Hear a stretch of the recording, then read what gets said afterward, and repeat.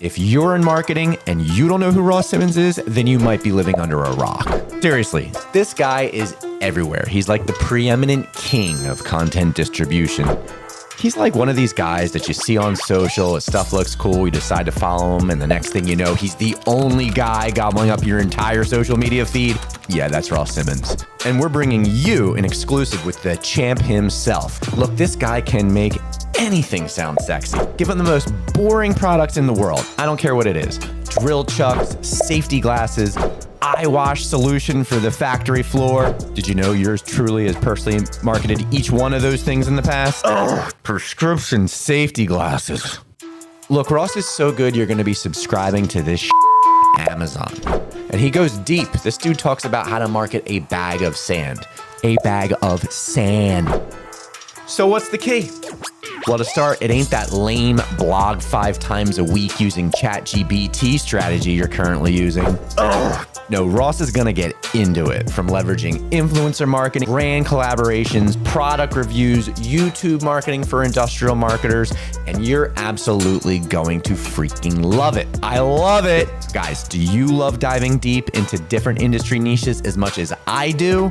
Do you want to get one step ahead of the other guy online selling prescription safety glasses? Prescription safety glasses. Well, then you know what to do. Hit the like button, hit subscribe, and get ready for this kick-ass episode with the king, Ross Simmonds from Foundation Inc. Let's do this.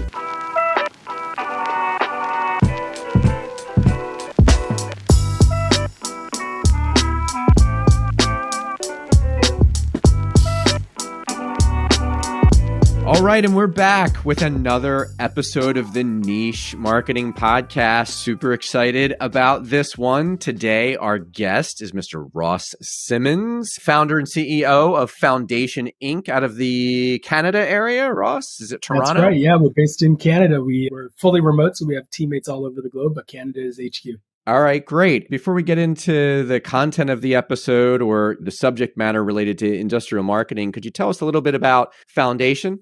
Yeah, so Foundation's been around since 2014. We're a content marketing firm. We work with everything from B2B SaaS companies all the way through to publicly traded companies that have been in their industries for many years, selling things like widgets and sand, you name it, all of the boring industries. We're B2B focused. We create content ranging from blog posts to ebooks to white papers, all the way through to product pages and landing pages. And we also do distribution. So taking those assets that we're creating and helping brands spread them on LinkedIn, on communities and channels, on social media, but also distribution from a SEO lens with backlink outreach and things of that nature as well. Okay, great. And I always like to get a little additional context on our guests themselves personally. Let's start a little bit with how you got into marketing in the first place. Have you always lived in Toronto? Yeah. Are you married? Any kids? Tell me about those things, Ross. Yeah, so I've got 3 little ones and a wife. I've been an internet geek my whole life. I picked up a computer when I was a young pup and have been obsessed with the internet ever since. So I got into the wonderful world of marketing after running a marketing blog throughout my university time. So I ran a blog in university that was about football. Fantasy sports is something that I've played for a long time. I had a blog, wrote about fantasy sports, who you should start in your lineup, etc. Started to attract eyeballs from people all over the globe. And I was like, wow, this internet thing's going to last. So I actually was able to pay for a good chunk of my tuition with that fantasy football blog. But as the traffic went up, the marks went down. And my mom made me switch my blog from writing about fantasy sports to writing about my degree, which happened to be about marketing. And it's been marketing ever since. Started to write about marketing, started to get emails and DMs from people all over the globe wanting me to come down and speak at events on marketing topics that I was writing about. And that just completely opened up the doors of the opportunity to work with some of the biggest companies in the world on their marketing engines.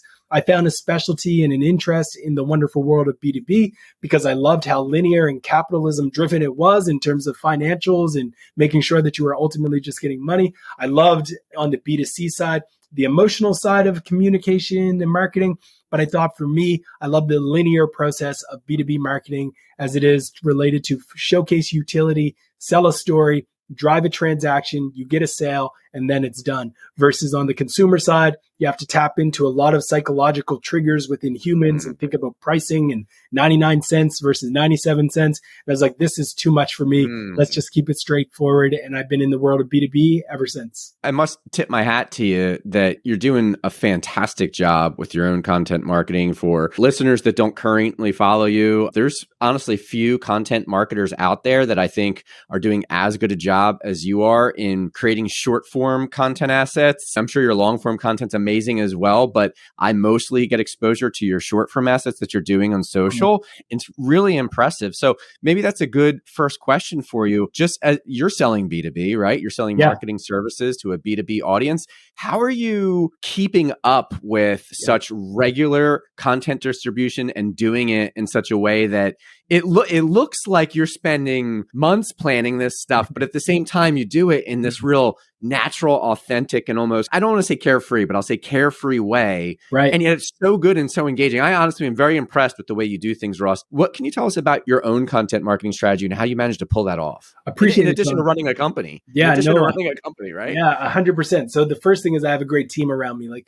at Foundation, we have a team of creators, distributors, and writers all over the globe. And having that team allows us to run a great engine, not only for us as a company, but also for our partners and our clients. For myself, and the way that I think about content is really rooted in storytelling. So I've identified a handful of different stories that I want to tell on a regular basis that I would consider evergreen in terms of what will resonate with the market and that actually can drive results for our business. So I have identified these stories, and on a regular basis, what we're doing is we're creating content that falls into these same stories. We're slightly adjusting them. We're big believers in the remix, where we take something where it's one story and we slightly adjust it, but we tell at the core the same message over and over again. So when you're seeing a short form asset, very likely that short form video is actually coming from a paragraph that was in a blog post that I may have written 2 years ago. So we're constantly going back into our archives and looking at assets that we've created that have resonated, that have drove leads, that have driven results. And then we're repackaging them and bringing them to life in new formats, with new stories, with new messaging, with new creative, to always be on in terms of the content that we're telling. There's no question that by doing so, we're able to be a little bit more proactive with our content assets. So we're able to constantly have stories being told on our blog, on LinkedIn, on Twitter, on all of these different channels. But in doing so, by being planned in advance, it opens up the room for reactive content. And the reactive content is when we're creating stories that are more timely, that are more relevant today. And to your point around being carefree, by having the stories already identified as the overarching messages that we want to share, it opens up room for us to be reactive and just put up a one-off post that is more culture-driven, that is more human-driven, that tell a story around who we are as a company or who I am as a human. Man, that's good stuff. And I could talk to you for hours about content marketing, a content marketing business. Yeah, perhaps definitely. I'll have to have you back for when we do how to do marketing in marketing. That'd be one hell of a series, I think. But all right, let's get into the crux of industrial and or manufacturing marketing, which we want to talk about today. Some would say that unlike marketing, the industrial space is arguably not as exciting, Right. or some might say somewhat boring. So let's start there with, should you bother? Is it even worth it? Is it even worth taking something like, I don't know, janitorial supplies or sanitation supplies and doing content and marketing around it? Is it worth it? And just what's your take on doing content marketing in not so exciting industries in general? Yeah, I think it can be worth it as long as you have the commitment of the team and the organization to say, this is something that we're actually going to invest in. A lot of organizations make the mistake of listening to a podcast, going to an event, hearing a speaker talk about marketing and content, and they're like, okay, let's try this. Then they write a blog post, maybe for 2 months. They press publish, they don't get traction, and they say this content marketing thing doesn't work. That is a big mistake. Let's use that janitorial like service supply industry as an example here. If that organization says, okay, we're going to go in on content marketing, and they actually understand their ICP, they understand the buyer, the individual person who is going to make the decision to buy from them, they can create content today that solves problems for them. Those problems could range in a wide range of different spectrums around their actual day-to-day, their own career growth, their own ability to do the job on a day-to-day basis. And if you can create content that helps them do those things, it's going to give you brand awareness. It's going to give you the ability to be on the radar for a company or for an individual that might not have heard of you before. The biggest issue that a lot of industrial organizations make is they think that everything they create needs to be about themselves. Let's write a piece of content about all of the different brooms that we offer. Let's create a piece of content on our vast variety of different doors that we can install on a stall within a bathroom. Those types of things. When in reality, what they should actually be creating content around is like, these are the things that you need to know before you start developing a certain project. These are the things that you need to know before you hire someone to install X, Y, and Z. Because these are pain points that your ICP are looking to solve problems for, that you can create content for, that might not feel today directly related to your business. But if you can create that content, you can offer them a checklist or a download or something like that. They download it, you get their email address, you can nurture that. If you want to be aggressive, send it right to your sales team. Let your sales team jump in, start saying, hey, I saw that you downloaded this checklist. Would be happy to jump on a call and share with you how we've gone through the process of helping organizations like yours do a certain thing. Those are the activities that you can take as a content marketer, no matter how boring your industry is, to drive results. We've worked with companies that literally sell sand, selling sand to golf courses, selling sand to resorts, selling sand all around the world. Very boring product. But if you think creatively around sand and the different applications, you can actually come up with some very interesting stories that resonate with your audience. Whether it's talking about the grade of sand or whatever it might be, there's a ton of different ways that you can find interesting stories, no matter how boring the industry is.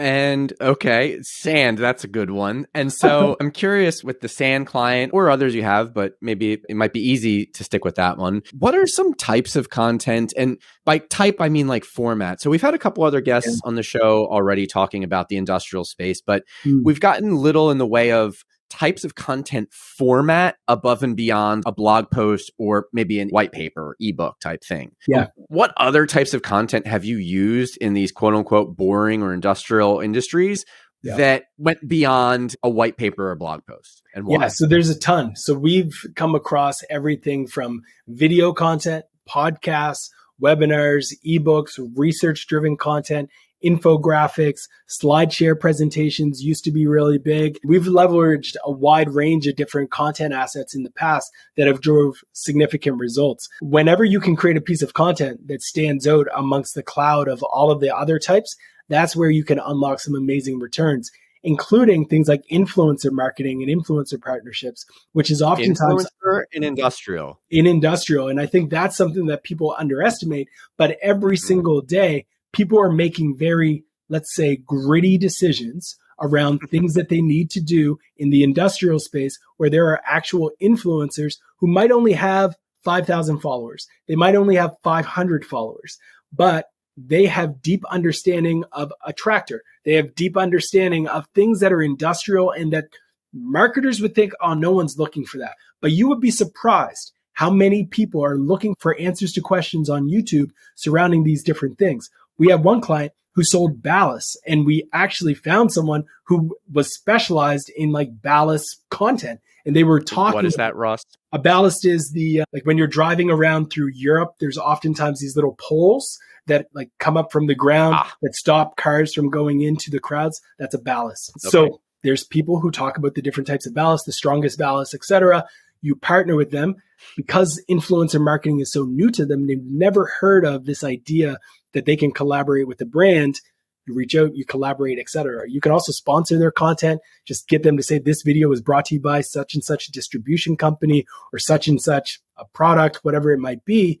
And that gives your brand additional awareness. To double click on this just for a second, because I think a lot of people are always thinking an influencer has to be like the Kendall Jenners of the world with these millions of followers. All they need to do is have expertise that aligns with your buyers and the audience that you're trying to connect with.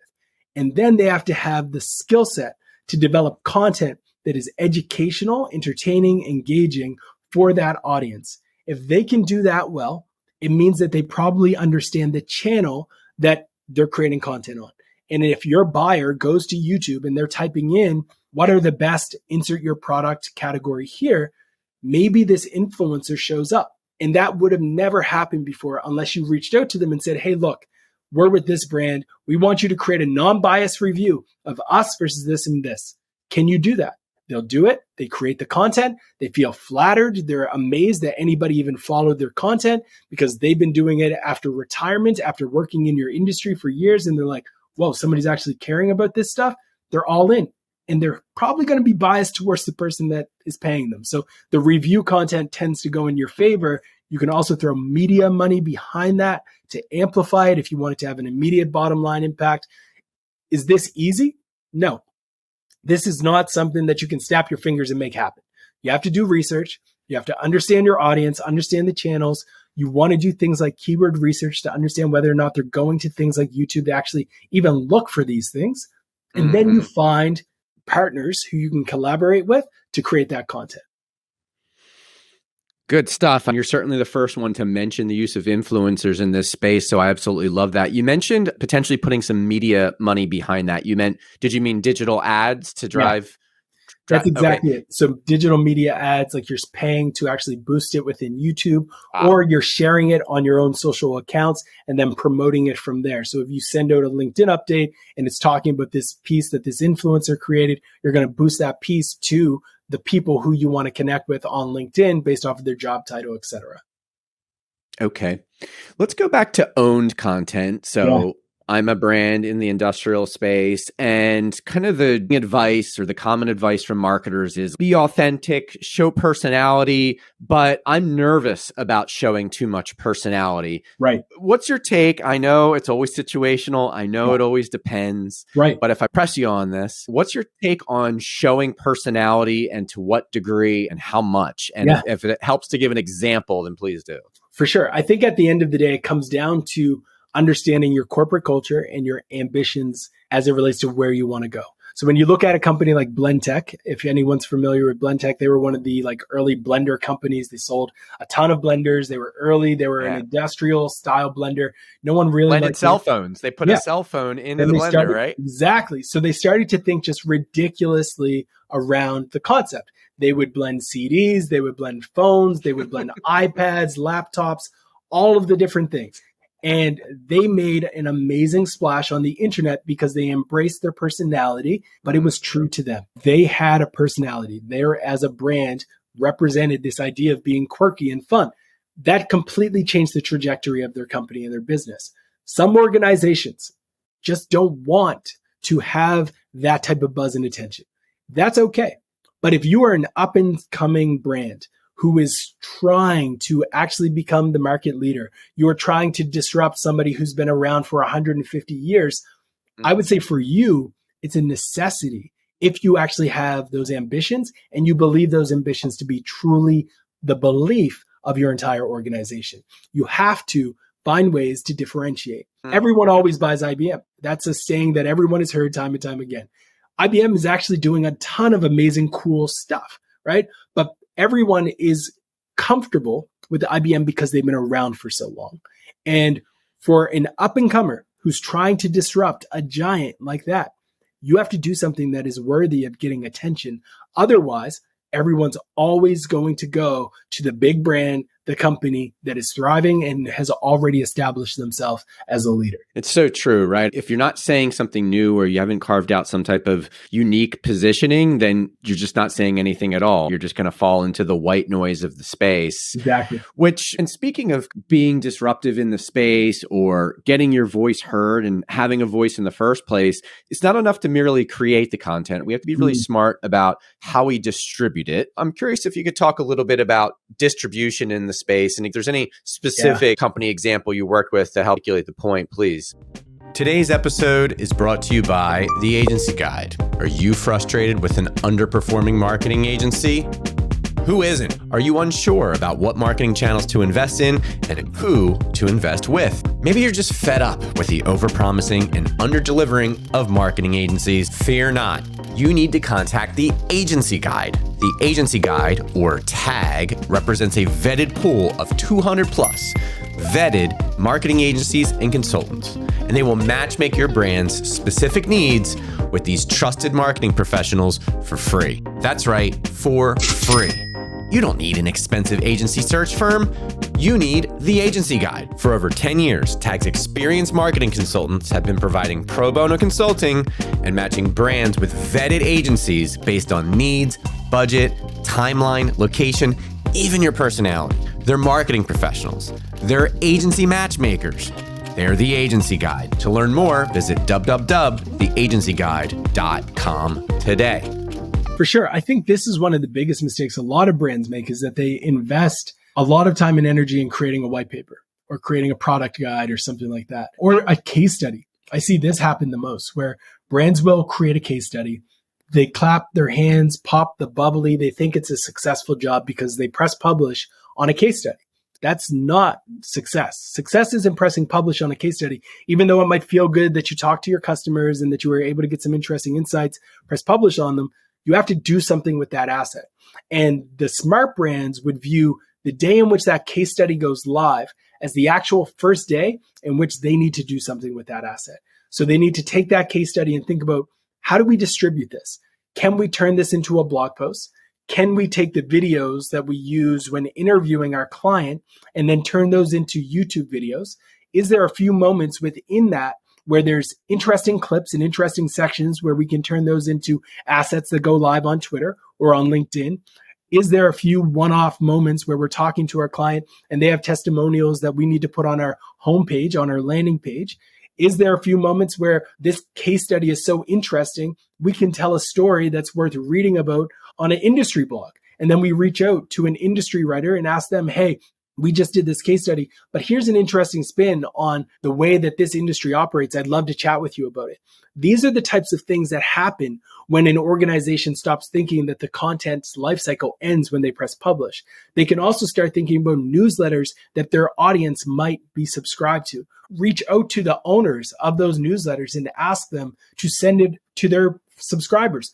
But the difference is everyone knows that those newsletter subscribers will probably not send out just a blanket case study, but what they will send out is an educational blog post that talks about essentially the case study, features your client, tells the story, but makes it tactical in nature where the reader in your audience would find it valuable. They'll send that all the time because I've worked in journalism worlds, I've worked in these spaces, and they want you to make their life easier. If you can make their life easier by telling them what they can send to their audience this week, you are a goldmine to them. They want you to make their life easier. So send them valuable content, and then that can get distributed to their newsletter list.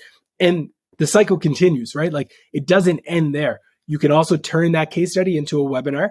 You can require people to submit their information to get access to additional materials surrounding the case study, which then sends them into your funnel. There is so much that you can do. I always tell people, create once, distribute forever. The day in which you press publish on that asset should not be the end of the life cycle. That's when you begin and you start to distribute that thing and spread it around the internet as much as you can. And finally, my last tip on this, because it's also missed, is internal communication.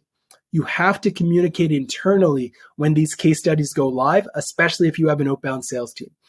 Whether you use Teams, whether you use Slack, whatever you might use internally, Salesforce, whatever.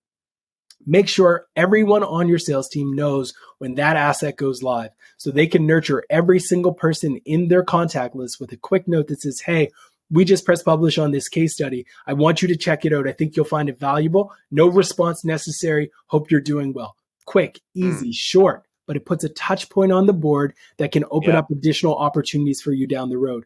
That is how marketers are supposed to be thinking, because we have to also get out of the bubble of thinking marketers just do marketing things. No, you are a partner to sales and you collaborate and work together to ensure that the organization is hitting your revenue and sales targets. The only way to do that is under one roof.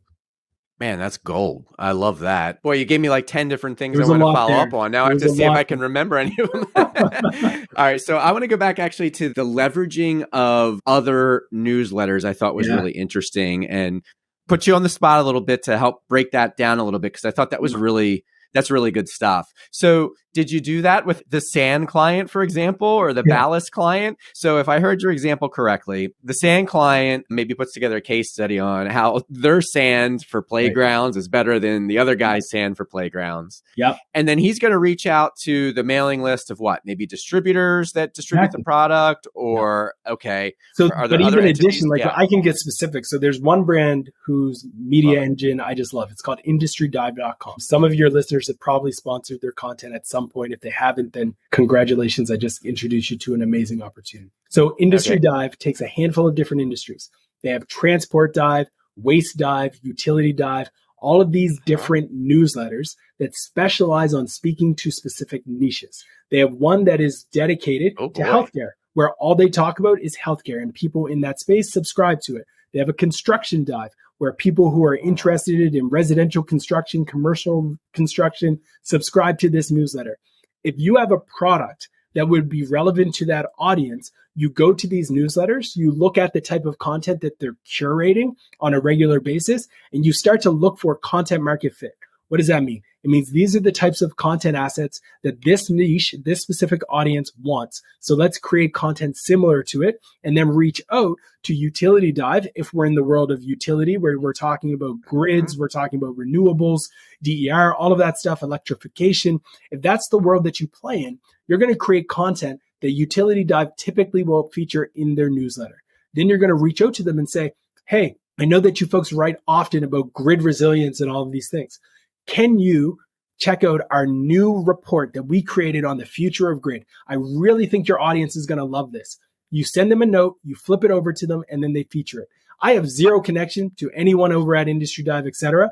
They just have done a good job at making it easy for B2B marketers, for industrial marketers, for people who live in these more boring industries to find exactly where their audience is and get stories in front of them. That's the playbook. They're not the only one. Go to Google, type in your industry and newsletter. You might find one individual sitting in their basement with a newsletter of 10,000 people, just with a massive mailing list, who's running virtual events and things like that. And you can reach out to them and be like, hey, this is some content I think you might find valuable. Or if you have budget, can we sponsor your content for a year? And you'd be surprised how low price these are, because a lot of these people have never gotten contacted in their life by some other brand or somebody else interested in working with them. It's just like the influencer example you gave earlier, right? Exact same play. It's just text publishing versus like video publishing. 100%. Yep, exactly. I love it. Lots of good value there. Okay. And then something else you mentioned earlier, I just wanted to riff on for a second, was going back to the sales and marketing team synergy. And then you mentioned that the sales team can take that marketing asset, send it to prospects. And then, you said something to the effect of no action necessary, just thought you might find value. And I thought this was great, because the more incredibly skilled marketers I spend time with, I'm learning the beauty in the not ask. Not asking. Perhaps this is a byproduct of just where we are in the history of marketing and sales and the aggressiveness by which people are used to from marketing and sales people. In fact, in the past decade, the common knowledge was always ask for the close, ask for the conversion.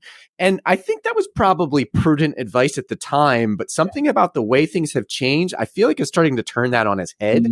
And it's almost don't ask and just provide value and then try to, and as long as you're tracking, make sure you're tracking in the background, opens and clicks and things like that, then you can start to know who's worth actually asking or soliciting for taking the next step. I don't know. Any thoughts on that? I think you're spot on. I think you're spot on with it. Like at the end of the day, some of the people that you're reaching out to might even already be clients. Like they might have bought from you 2 quarters ago and they might not be ready to buy now. So what you're doing is you're setting them up so they don't churn in 2 quarters from now when they need to buy again, when the RFP is over or they have a new RFP. Like you want to make it easy for yourself to get back in the door. So some of the relationship building is key for those who want to think long term. It's easy to get caught up in this idea of always ask, but that can burn bridges. That can burn the relationship. If you go into it with just that exclusive, it's so aggressive. And I know I'm Canadian, so I probably sound, this is just your Canadian coming over. At the end of the day, I feel like if you go into it with those good intentions of just adding value, the world gives you value back. And your leads, your prospects will appreciate you, and they'll see you at the top of the list when it comes time to actually talk to someone. Yeah. Maybe the days of ABC are limited, the always be closing. Yeah, I think it's shifted to always be connecting, right? That's where it's at now. It's like you want connections. It's not always about closing. You just want to be making those connections, getting touch points on the board. I always tell people it's like, some of your listeners will get this reference, but in The Sims, which is a video game back in the day that I used to play, everybody has a relationship battery, like a relationship meter. And the more positive interactions with you that you have with somebody in The Sims, the more that battery goes up and more trust you get and the better your relationship. And I think in business, marketing, and sales, it's the same thing. You're starting at ground zero and you want to have touch points to increase your trust with these people you're selling to. And that can happen through content creation, through storytelling, through emails, all of those different things. 100%. That's good stuff for us. So with the limited time we have left here, any specific tools you would recommend? You actually already gave some great publication recommendations, but any tools that you really like, or even that just have impressed you recently for content marketers, whether it's in the industrial space or not? We want to start to build a collection of tools amongst our guests and build a really nice repository or inventory that are relevant to a given space. Cool. I think there's two tools that I would recommend. One, a lot of your listeners might already be using, and one might be new to a lot of people. The first one is Canva. I'm a big believer in Canva. I think it's an amazing tool for design. Not a lot of marketers come from a design background, and it can be very difficult to create a great visual. But Canva makes it easy for organizations, and I think it's an amazing tool to use. And then the final one would be Jasper. So Jasper is a relatively new AI tool that you can use to create content. So it takes the back end of essentially ChatGPT, puts it into a word processor, and it helps you create content very easily. So it helps make it easier using AI to tell the AI, hey, I want a blog post written about ballots. It will create that for you. So I love Jasper and what it's doing. I view it more as a augmentation to great writing versus a complete replacement, but it's definitely something that I would encourage your listeners to check out. How does Jasper create value over and above ChatGPT itself, right? Because you can just ask ChatGPT to create a blog post about ballots. It'll do a reasonable job. How does Jasper improve upon that? Yeah, so Jasper has deep-rooted workflows associated within it that uses like copywriting frameworks and things like that. So when you tell Jasper to write an intro, it's using the AIDA model, so attention, interest, desire, action. So it has that fundamental knowledge underneath it to ensure that you're getting a better intro. Or in your conclusion, it knows that it needs to leave people inspired. So it's wrapping a bit of inspiration into the ending. So it uses a little bit more insight from good old-fashioned copywriting best practices to make the content better. Yeah, maybe it's a little bit more like for writers, by writers type thing, or just interesting. And the Canva recommendation is interesting too. I mean, Canva's great. A lot of people love Canva, but coming from a guy like yourself that just pushes out tons of content, again, you're really good at it. To hear that you're like Canva's your shit, that's really cool, or that's really interesting, I guess, to hear. Is it the efficiency or like speed to market, for lack of better phrasing, that Canva provides that makes you like it so much? It is. You can download their app, and within the matter of 10 minutes, less than that, create a piece of content that ultimately reaches hundreds of thousands of people if it's good, right? Like I find the time to value to be extremely short. You can literally be walking to your vehicle after being off, write a quick post, save it to your phone, share it, add a quick caption, and then there you go. It's an amazing tool to get directly to value very quickly. And maybe it's harder to find practitioners, or easier to find practitioners to work on it, I'd imagine, is part of it as well. Definitely. There's a ton of different templates that are available that are easily downloadable. You can go on Etsy and find millions of templates that will actually be very different from every one of your competitors because they might be using all of the free templates, etc. Do you personally engineer your own Canva graphics, Ross, or do you have your team do it? The team mostly, and what they've done is they've set up a bunch of templates that once in a while I'll go in and I'll throw in some text. But for the most part, they're taking my tweets, they're taking webinars that I have, they're taking speeches that I give, they're taking clips from that, compiling it and turning it into visuals and carousels and things like that on my behalf. But once in a while, when inspiration hits, I'll pull out Canva, I'll drop in my own ideas and my thoughts, share it on social, and do that organically myself. I think that's interesting. I was picking up on that in the way you were talking about it, in that like even you personally will jump in and use it. I think that's saying a lot for a successful marketing agency owner.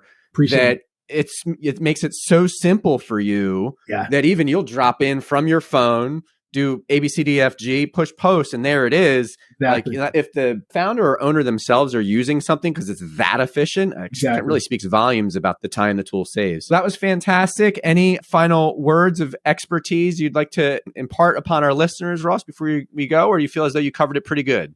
I think we covered it quite well. I'd say there's two things that I would just want to leave people with. The first one would be embrace that idea of distribution. You probably have content that you published 2 years ago that drove results then, that would still drive results now, but they're not getting additional love and promotion that they should. So definitely embrace and lean heavily into this idea of creating once and distributing forever.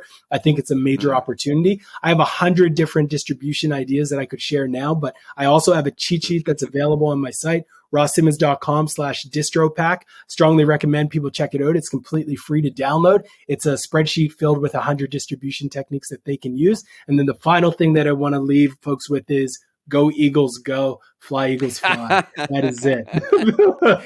Oh man, it might be a little too soon, Ross. I still got hurting. It was a rough ending, but there's many years to come, and I think it's going to be a great team for years to come. So I'm excited. Dynasty begins. All right. Yeah, let's stick with that. Ross, thanks so much. You provided a ton of valuable information in just such a short period of time. That was great. We really appreciate you. And thanks for stopping by. Thanks for having me. I hope you enjoyed this episode on industrial product marketing. Did you know we did a whole series on how to market an industrial product? Yeah, we've got it covered from every angle. Here's a link to the next episode. And don't forget to subscribe. By the way, if you're looking for a reliable marketing agency or freelancer to help market your industrial product, give me a shout. We represent a whole roster of vetted marketing teams with deep experience in the industrial products niche. Or go to www.theagencyguide.com to learn more about how we matchmake brands with vetted marketing agencies at no cost. See you soon.